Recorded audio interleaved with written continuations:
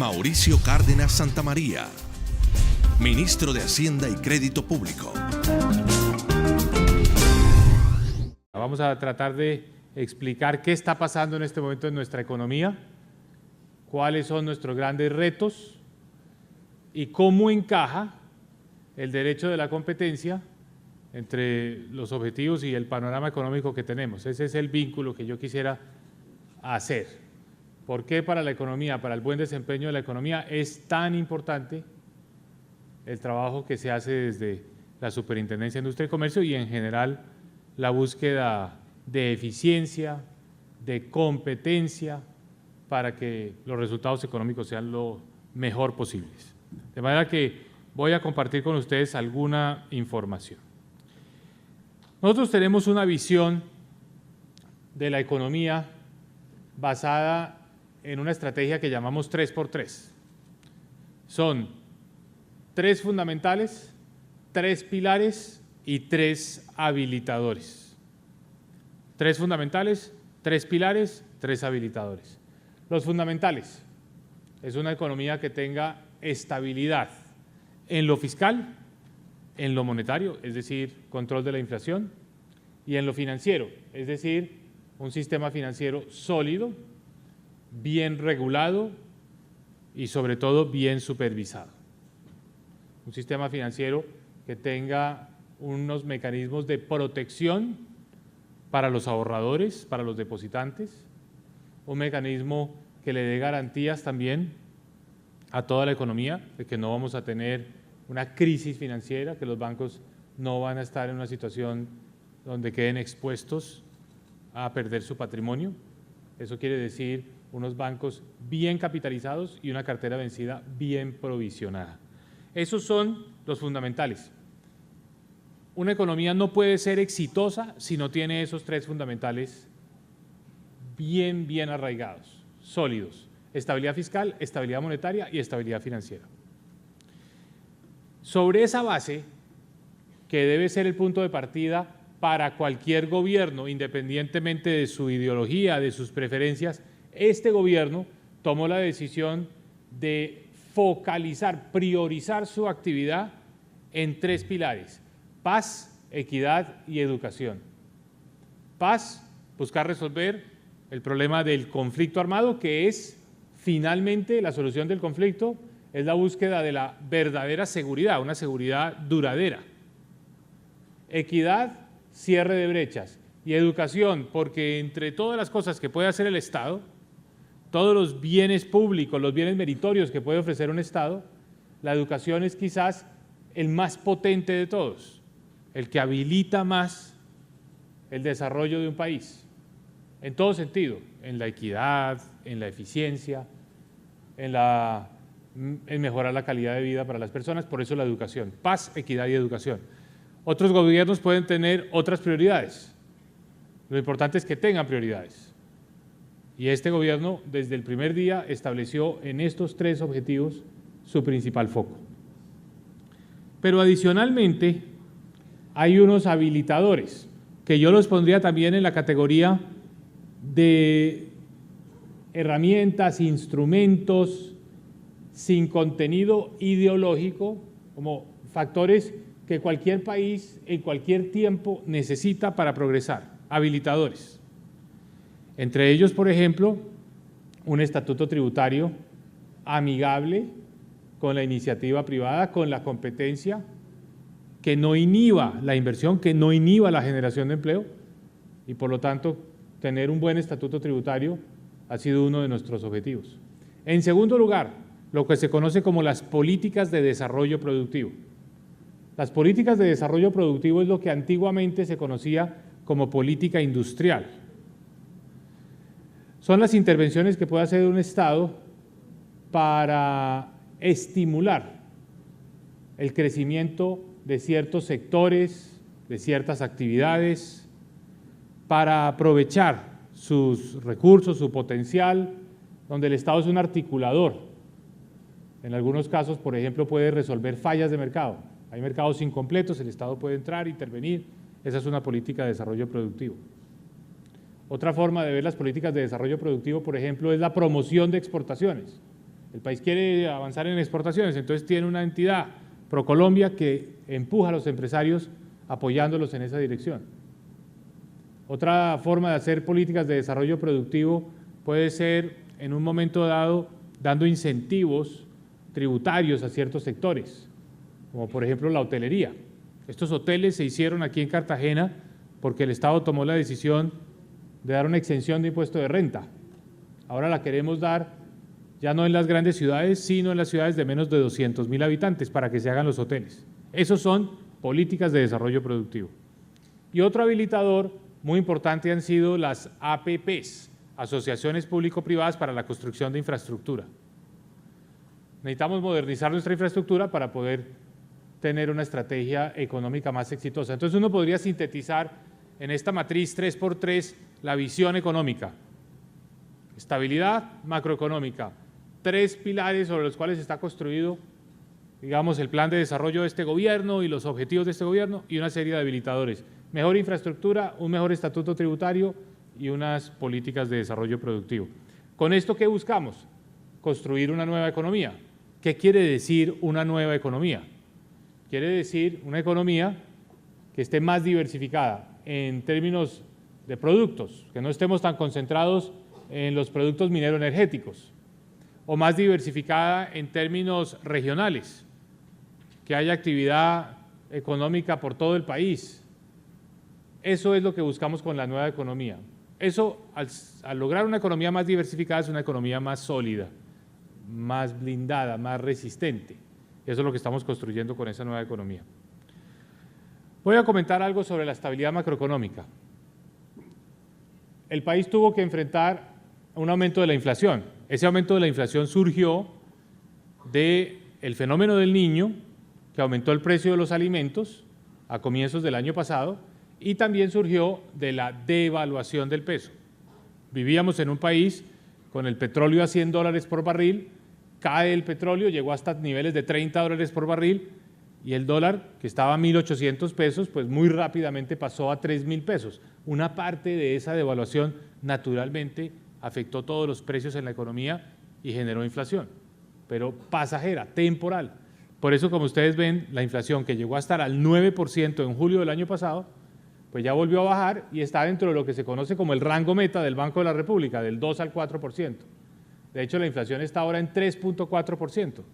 No es una preocupación. Ya no tenemos esa preocupación. Eso es lo que ha permitido que el Banco de la República baje las tasas de interés.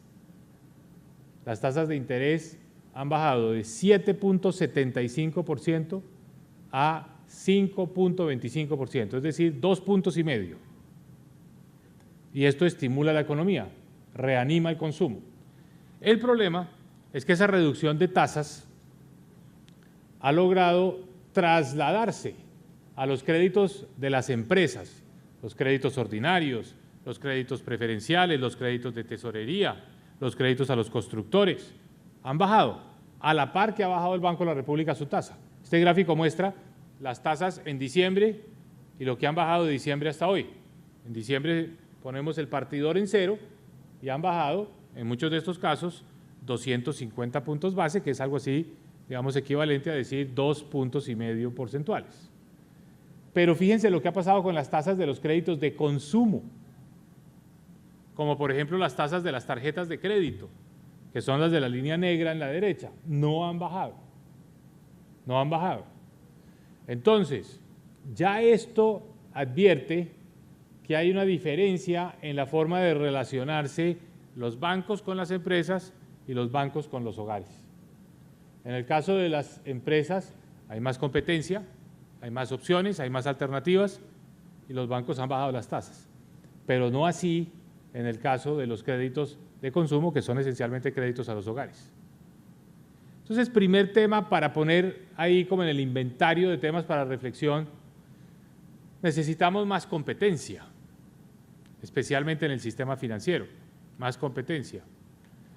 ¿Y qué pasa acá? Hay mucha gente que no tiene acceso a los créditos del sistema financiero para consumo o para libre inversión. ¿Por qué? Porque no es sujeto de crédito y queda en el mundo del gota a gota. queda en el mundo de la informalidad. Entonces, uno de los esfuerzos que hemos hecho desde el gobierno es buscar que más colombianos puedan acceder al financiamiento en condiciones favorables, no en sistemas como el gota a gota. ¿Cómo se logra eso? Eso es lo que se conoce como inclusión financiera. Una forma de lograr la inclusión financiera es acercando a todos los colombianos al sistema financiero, no en un primer momento, en una primera instancia, no como sujetos de crédito, no a buscar crédito, sino como personas que realizan sus pagos, sus giros ordinarios a través del sistema financiero, es decir, que dejan de manejar el efectivo. ¿Cómo lo hemos hecho? Primero, todos los subsidios que paga el gobierno los paga a través del sistema financiero. Entonces, si alguien es beneficiario de un programa del gobierno, tiene que hacerlo a través de una tarjeta de débito. Eso acerca a los colombianos al sistema financiero.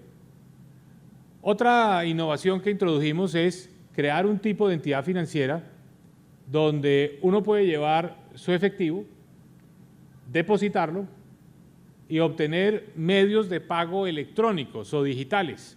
Puede ser una tarjeta de débito, pero también puede ser un número para hacer un pago a través de Internet o un teléfono celular para hacer pagos a través del celular. Creamos un tipo de entidad parecida a un banco sin ser un banco, porque no puede dar créditos, que recibe depósitos en efectivo y habilita esos pagos electrónicos. En esa medida, personas que no son sujetos de crédito porque viven en la informalidad, porque no tienen un contrato laboral, porque nadie les puede certificar unos ingresos, empiezan a usar ese sistema de pago y dejan una trazabilidad, dejan una historia. Una persona, un lustrabotas, todos los meses puede pagar cuentas por 600.000 pesos o 700.000 pesos. Y el día de mañana, un año, 2 años después, puede documentar que en esa cuenta mueve todos los meses 600 o 700.000 pesos. Y eso hace que una entidad de crédito diga, esta persona tiene una capacidad económica determinada y le da un crédito acorde. Competencia, buscar nuevos mecanismos para acceso al financiamiento a través de los sistemas formales vigilados. Acaba de expedir el Congreso de la República una ley que tramitamos durante mucho tiempo, que es la ley que le va a permitir a la Superintendencia Financiera vigilar a los conglomerados financieros. Antes nosotros no podíamos vigilar a las compañías, las matrices, a las holding. Y esa era una deficiencia que señalaron muchísimos analistas y muchas evaluaciones que se hicieron del sistema financiero en Colombia, por parte del Fondo Monetario, por parte de la OCDE. Muchas entidades y organismos identificaron que Colombia tenía una debilidad en su regulación y supervisión financiera porque no podía vigilar a las compañías holding financieras, las cabezas de los conglomerados financieros. Ya se aprobó esa ley, ya se terminó el tránsito por el Congreso de la República. Conclusión, la Superintendencia Financiera va a poder ejercer esa vigilancia. Esto es muy importante porque la compañía holding, la matriz, va a tener que cumplir con unos estándares en términos de revelación de información y de requisitos de capital. Entonces, un avance también en la calidad regulatoria del país. ¿Cómo está la cartera? La cartera vencida como porcentaje de la cartera total está en el 4.24%. Todavía es un nivel inferior al que tuvimos al final de la década pasada con la crisis financiera mundial y muy inferior a la que se tuvo a finales de los años 90. Entonces, tenemos una situación donde el sistema financiero es sólido, podemos estar tranquilos con el sistema financiero. Uno de los elementos de la estabilidad económica es la situación externa de la balanza de pagos, el déficit de la cuenta corriente, la diferencia entre exportaciones e importaciones. Cuando cayeron los precios del petróleo, ese déficit se amplió mucho, llegó a ser 6% del Producto Interno Bruto, una señal de alarma, porque no es usual tener un déficit externo tan grande, no es usual una diferencia tan fuerte entre las importaciones y las exportaciones. Pero lo hemos venido corrigiendo, y así como la inflación dejó de ser un problema, el déficit de la cuenta corriente está camino de dejar de ser un problema. Ya este año el déficit será del 3.8% del PIB el año entrante 3.2, ya dentro de lo razonable y lo normal. ¿Cómo se dio esto? Reduciendo las importaciones. ¿Por qué se redujeron las importaciones? Por la devaluación, se encarecieron las importaciones. Pero eso nos sirvió para acomodarnos a esa nueva realidad petrolera. En materia tributaria, un comentario. La competitividad tributaria es fundamental. No podemos tener unos impuestos a las empresas desalineados con los impuestos en otros países. ¿Por qué? Porque si no, las empresas se van para otros países o dejan de llegar a Colombia. Entonces, uno de los objetivos de la reforma tributaria pasada fue bajar los impuestos de renta de las empresas, los impuestos que pagan las empresas, los impuestos directos, para ser precisos. Eso incluye los impuestos como el de riqueza. Y cuando uno le pregunta a los empresarios si los impuestos han subido o han bajado, todos inmediatamente le contestan a uno que han subido. Pero la realidad es que si miramos solo los impuestos directos y comparamos lo que se está pagando hoy con lo que se pagaba en el 2010, se está pagando menos. Una empresa, vamos a tomar aquí un prototipo, un ejemplo, una empresa que tenga 15.000 millones de pesos de patrimonio, que tenga ventas por 10.000 millones de pesos, que genere utilidades de 1.000 millones de pesos al año y que al mismo tiempo tenga 90 empleados, que en promedio cada empleado tiene un ingreso o un salario de 2 salarios mínimos. Esa empresa, en el año 2010, con esos 1.000 millones de pesos de utilidades, pagaba impuestos por 728 millones de pesos. Este año paga impuestos de 398 millones de pesos y el año entrante menos. Cuando todo el mundo está pensando que las cargas tributarias de las empresas han aumentado. Eso no es cierto, han caído. ¿Por qué? Primero, porque el impuesto de riqueza está desapareciendo. Este año fue la última cuota, un impuesto del 0.4%. Esa empresa con un patrimonio de 15.000 millones de pesos, en el año 2010 pagaba en impuesto de patrimonio 180 millones de pesos. Este año pagó 46 millones de pesos. El año entrante no va a pagar. Pero el verdadero alivio a la carga tributaria de las empresas se debe a algo que hicimos en el 2012, de lo que se habla muy poco y de lo que realmente no se reconoce nada. Y es que las empresas dejaron de pagar aportes para fiscales al ICBF, al SENA y a la salud, los llamados impuestos sobre la nómina o la carga para fiscal. Una empresa con 90 empleados, con promedio de 2 salarios mínimos, en el 2010 pagaba 218 millones de pesos en parafiscales. Este año, 0. Entonces, ¿qué significa esto? Que la carga tributaria sobre las empresas ha caído. Pero esto no fue fruto del azar. Esto no es una coincidencia, esto fue deliberado. ¿Por qué? Porque como se cayó el ingreso petrolero, era absolutamente indispensable darle más competitividad al sector empresarial. ¿Para qué? Para que surgieran nuevas oportunidades económicas, nuevas inversiones, nuevos empleos que nos permitan compensar lo que perdimos por la caída petrolera.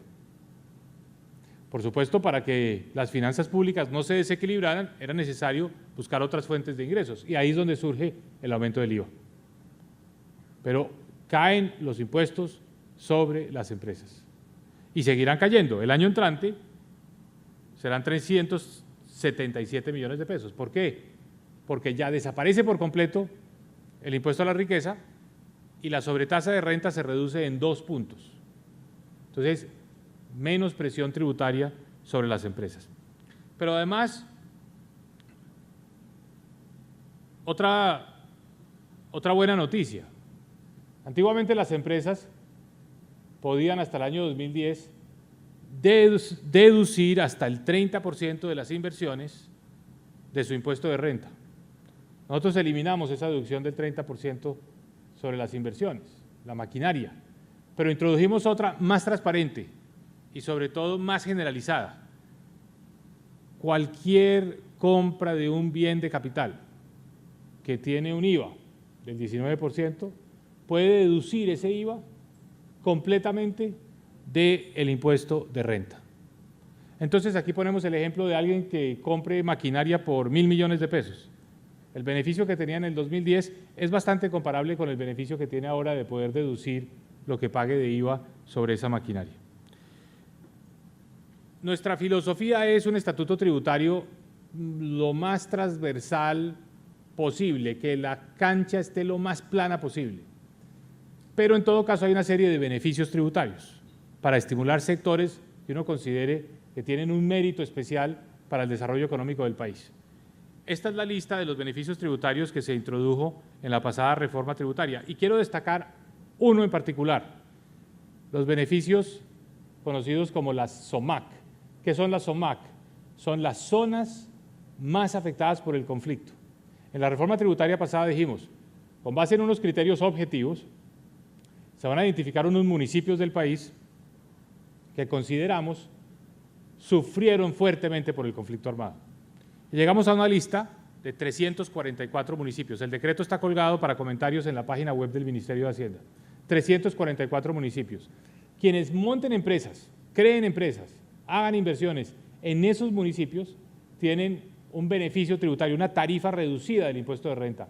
Y si son pequeñas y medianas empresas, una tarifa de 0 impuesto de renta durante los primeros 5 años. ¿Para qué? Para estimular la inversión productiva en las zonas donde ha faltado empleo, donde estaba la guerrilla, donde el Estado estaba ausente. La SOMAC, un mecanismo de empujar la inversión hacia esas regiones.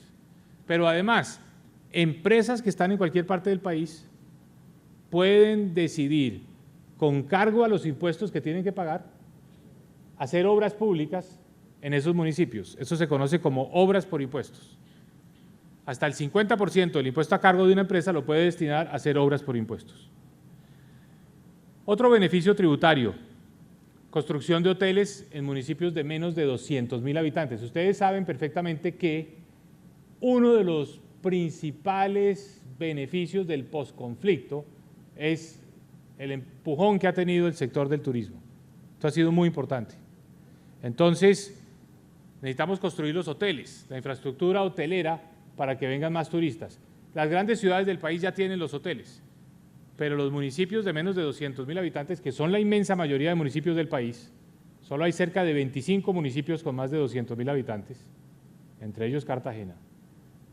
Los que tengan menos de 200.000 habitantes y donde se hagan inversiones en hotelería van a tener un beneficio tributario por 20 años, es decir, durante 20 años no tendrán que pagar impuesto de renta. Esto es un beneficio importante. O quien haga inversiones en energías renovables, energía solar, energía eólica, energía basada en residuos sólidos, no paga impuesto de renta durante 15 años. Esto es muy importante. Estos son los decretos que han salido para ese propósito.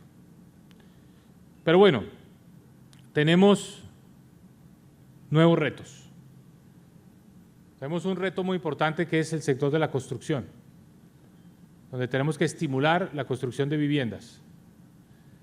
Por supuesto, la competencia aquí es fundamental, porque la competencia es lo que permite que los precios al consumidor, al comprador de viviendas sean lo más bajo posible.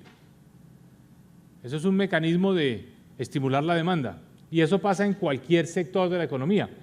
Aquí menciono lo de la vivienda.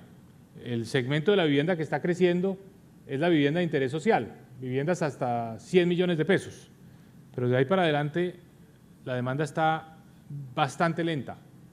En la industria, les muestro, tenemos unos sectores que no están creciendo suficientemente bien. El sector de las bebidas, por ejemplo, con una caída del 3.3% en los últimos 12 meses comparado con los 12 meses anteriores. O la industria de productos plásticos o la industria del cemento, con una caída del 6.8%.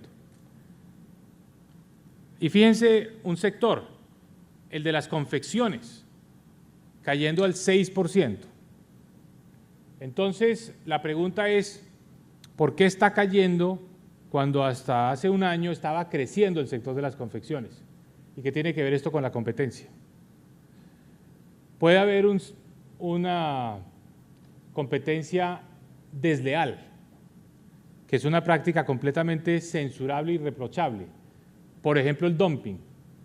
Entonces, ¿qué es lo que está ocurriendo? Ingresan al país productos a un precio inferior a su costo de producción.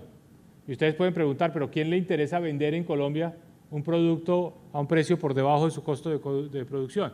Bueno, hay varias razones. Una razón es que hay países interesados en subsidiar sus exportaciones de una u otra manera para estimular su economía. Una forma de subsidiar sus exportaciones es no cobrando servicios públicos o no cobrando impuestos o teniendo un costo de mano de obra excesivamente bajo, por debajo de condiciones de subsistencia. Esa es una forma de subsidiar las exportaciones, pero que se vuelve un problema para nosotros porque son productos que llegan a unos precios tan bajos que no es posible para una industria en Colombia que paga impuestos, que paga servicios públicos, competir. Es un primer tipo de dumping. O eso se puede agravar si, como nos están contando recientemente, ante el desplome de los mercados de Ecuador y de Venezuela, esos mismos comercializadores de productos como las confecciones tienen que colocar en el mercado colombiano lo que antes colocaban en el mercado regional. Entonces tiene una presión para bajar aún más los precios, incluso por encima de lo que es esa reducción de precios asociada al dumping, para traerlos al mercado colombiano. Eso es lo que está pasando en el sector de las confecciones. Entonces, ¿qué es lo que podemos hacer nosotros desde el punto de vista de la competencia para responder a esa situación? Es decir, cuando están entrando productos con unos precios que son muy inferiores a lo que se puede considerar su costo de producción, desafortunadamente no podemos adoptar un arancel adicional, porque las normas de la Organización Mundial del Comercio no nos lo permiten, pero lo que sí podemos hacer es decir, cuando entran esos productos a precios irrisoriamente bajos, debemos hacer un control aduanero más estricto. Es decir, poner ese proceso de internación de productos en un trámite que implica que en todos los casos se abran los contenedores, que en todos los casos se revise toda la documentación y no haya una especie de fast track para que esos productos ingresen al país como existe para muchos otros productos. Eso mismo está pasando con las telas. Ustedes habrán visto el debate sobre la situación de Fabricato. Lo que está reclamando Fabricato es que haya un mayor control al dumping y al contrabando de telas. ¿Y eso cómo se va a lograr? Poniendo unos precios que por debajo de esos precios se tiene que hacer este trámite más engorroso, más lento para la importación de productos. Muy bien. Confianza. La confianza del consumidor es fundamental y es uno de los factores en los que tenemos que trabajar más intensamente. Ustedes ven en estas gráficas que son tomadas de la encuesta que hace Fedesarrollo todos los meses a los consumidores, que hace un año estábamos en una situación negativa, es decir, más pesimismo que optimismo. La confianza se fue recuperando al final del año pasado, pero tuvo una descolgada muy fuerte a comienzos de este año, en el mes de enero. Es difícil atribuirle esa descolgada a algo en particular. Algunos hablan del IVA, otros hablan de los escándalos de corrupción que aparecieron en enero, pero lo cierto es que eso generó un desánimo, un desaliento. Y esa reducción de la confianza pues ha generado una caída en el consumo. Ya viene la recuperación, como ustedes ven, después de esa descolgada ha habido una nueva recuperación de la confianza, pero no la podemos poner en peligro. ¿Cuál es la preocupación? Que volvamos a tener otro retroceso en materia de confianza. ¿Qué puede generar un retroceso en materia de confianza?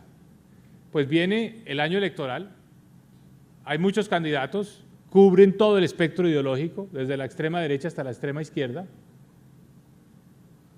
y si no somos suficientemente cuidadosos en filtrar muchas de las cosas que se dicen, propuestas populistas, demagógicas, se puede generar un ambiente pues, de incertidumbre que a la postre se traduce en desconfianza. Tenemos que mantenernos todos y exigir eso de los candidatos dentro de unos parámetros pues, que no vayan a hacer que algunas decisiones de inversión o de consumo se posterguen. sino que el país pueda seguir avanzando, que no pase que es que no sé qué va a ocurrir después de las elecciones, entonces prefiero no tomar decisiones ya, porque eso es lo que genera un debilitamiento de la economía. Tenemos que ser capaces de aislar ese debate de la situación económica, porque no solo es lo que más nos conviene a todos, sino porque ya las series están mostrando que las cosas están mejorando, que hay un mejor ánimo, más confianza. Pero además porque hay muy buenos motivos, hay buenas razones para tener confianza. Primero, las evaluaciones que periódicamente nos hacen desde el exterior. El exterior siempre nos está monitoreando, a través de las calificadoras, a través de las evaluaciones que hace el Fondo Monetario Internacional todos los años. Siempre estamos en la mira de muchos analistas y de muchas entidades. Y las opiniones son generalmente favorables. Colombia es un país que tuvo un choque muy fuerte por cuenta del petróleo, pero que ha mostrado fortaleza, que ha sido resistente. Sí, está creciendo menos de lo que crecía antes, pero sigue avanzando, no ha retrocedido. Esas opiniones son valiosísimas. Dos, otra señal de fortaleza es la inversión extranjera. Sigue llegando mucha inversión extranjera al país, 11.000 millones de dólares al año. Esto, si bien es menos de lo que tuvimos durante el auge petrolero, 2010, 2013, es mucho más de lo que tuvo el país en inversión extranjera durante la década pasada. Y hay mucha inversión extranjera también que está llegando a un mercado que requería más jugadores, más competencia, el mercado de los TES, el mercado de deuda pública. El 26% de los TES está en manos de inversionistas extranjeros que han venido a Colombia a comprarlos. Y con eso pues han traído montos muy importantes de recursos, casi 20.000 millones de dólares en los últimos 3 años. Otro factor de confianza.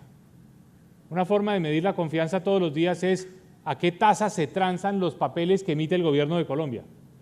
Aquí están los bonos a 10 años y como ustedes ven, la última emisión que fue en agosto pasado, ese bono se colocó a una tasa del 3.8%, más o menos la misma tasa que teníamos cuando el país estaba en pleno auge petrolero, o sea, no ha cambiado la evaluación de riesgo. Y esa tasa es la mitad o casi la mitad de la que teníamos en el 2009. Otro factor para pensar que hay razones para la confianza. La percepción de riesgo es buena. El gasto de los hogares está creciendo en el mes de julio. Hay muy buenos indicadores de julio. La producción de cemento aumentó 18%, la producción de café 25%, la producción de petróleo dejó de caer. Tenemos un dato que viene muy positivo en materia de exportaciones del mes de julio, o sea, la economía en proceso de recuperación. Pero tal vez lo más importante de todo, lo más sólido, es que tenemos una sociedad diferente hoy. Tenemos una sociedad, primero, con menos pobreza, con más clase media. En el 2010 el 30% de la población estaba en condición de pobreza, hoy el 17.8%. Eso es casi 5 millones de personas que se consideraban pobres en el 2010 que ya no lo son. El desempleo ha bajado. ¿Por qué? Porque se han generado más de 3 millones de empleos. Pero lo más importante, lo que yo más quisiera destacar, somos un país más formal. Hoy, por primera vez en Colombia, hay más empleados formales que informales. Esto es importantísimo. ¿Qué quiere decir contrato formal? Pues que la persona tiene prestaciones sociales, tiene beneficios, como por ejemplo una afiliación a caja de compensación o afiliación a pensiones. Eso le da seguridad a la familia. Eso lo vuelve un mejor consumidor. Toma más decisiones, asume más riesgos, compra una vivienda, por ejemplo. Eso gracias a que el mercado laboral hoy es más formal que informal en las 13 principales ciudades del país. Muy bien. Tenemos una regla fiscal que ordena nuestras finanzas públicas. Hay que reducir el déficit de este año al año entrante. Eso no lo logramos sino reduciendo el gasto. Y hemos venido reduciendo el gasto del gobierno. Aquí nos critican y nos dicen que este es un gobierno derrochón. Falso, eso es una gran mentira. Este gobierno ha reducido el gasto más que ningún otro. Y se lo muestro con estas cifras. El gasto del gobierno en el 2009 era el 16.4% del PIB. Este año va a ser el 16%. Y eso a pesar de que hay unos gastos que antes hacía el sector privado, los gastos del ICBF, el SENA, la salud, que ahora se hacen por cuenta del gobierno nacional. Antes lo pagaban directamente los empresarios, ahora lo hace el gobierno. Es la parte roja de estas barras. O sea, que si fuéramos a comparar peras con peras, lo que era 16% o 16.4% en el 2009, este año es 14.5%, es decir, 2 puntos porcentuales menos. 2 puntos porcentuales menos. Eso es ahorro, eso es ajuste, es austeridad en muchos frentes. En la ley de presupuesto hay un artículo que dice que las entidades estatales no pueden hacer gastos de publicidad, no pueden comprar nuevas sedes, no pueden embellecer sedes que existan, no pueden comprar vehículos, no pueden dar souvenirs, no pueden dar condecoraciones. Todo eso está en la ley. Y gracias a ese tipo de medidas es que hemos logrado reducir el gasto. En conclusión, Colombia es un país que tiene la fortuna de tener la tasa de inversión más alta de los países grandes de América Latina. Esto es, ¿cuánto de lo que se produce se invierte? El 27% del Producto Interno Bruto se invierte en Colombia. Hay otros países de América Latina que están enfrentando una reducción muy fuerte en la inversión. Nosotros la hemos logrado mantener alta. Y esto es lo que permite que las proyecciones que hacen organismos independientes, como el Fondo Monetario Internacional, sobre el crecimiento económico de Colombia, indiquen que Colombia va a crecer más que América Latina y va a crecer más que incluso el grupo de nuestros pares, los países de la Alianza del Pacífico, que son los países que, digamos, tienen o han tenido un mejor desempeño económico: México, Perú, Chile y nosotros.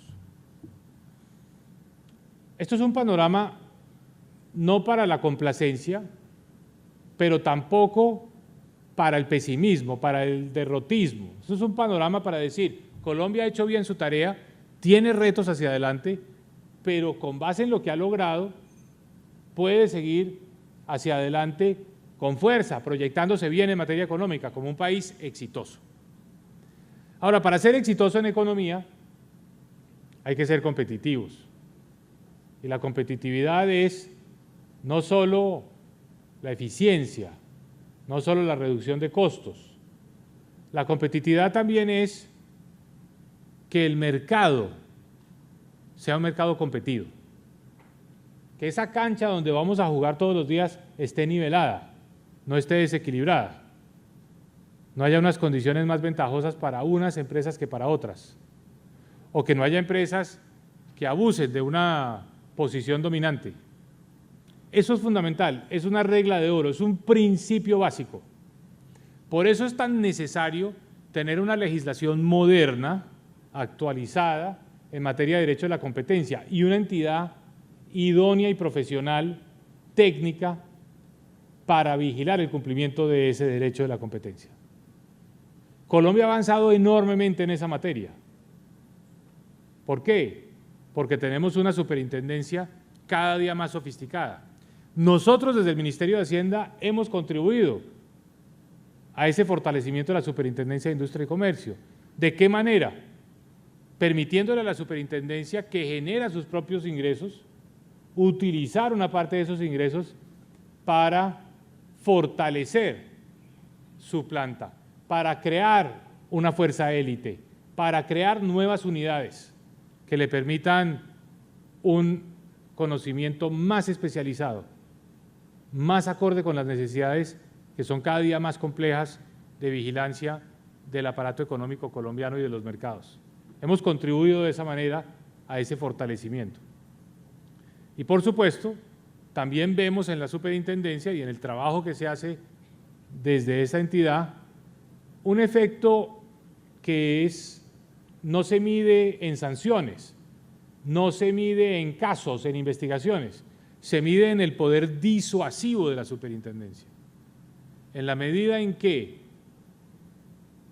el aparato económico sepa que hay una entidad fuerte vigilando el cumplimiento de las normas, pues eso evita la tentación a incumplirlas.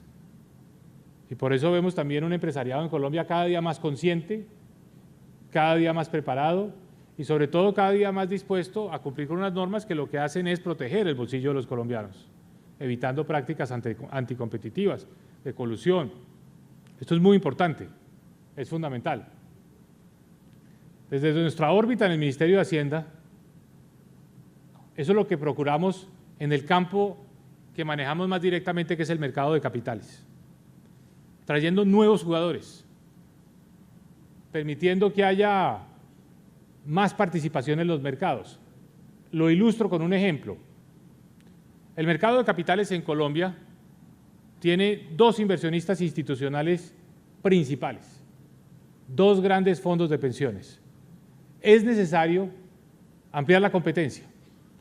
Uno no se puede inventar fondos de pensiones de la noche a la mañana, que vengan a competir al mercado de capitales, pero lo que sí puede hacer es facilitar que vengan otros fondos de pensiones de otros países a participar del mercado de capitales en Colombia, a comprar papeles en Colombia, a comprar los papeles que emiten las empresas o los que emite el propio gobierno.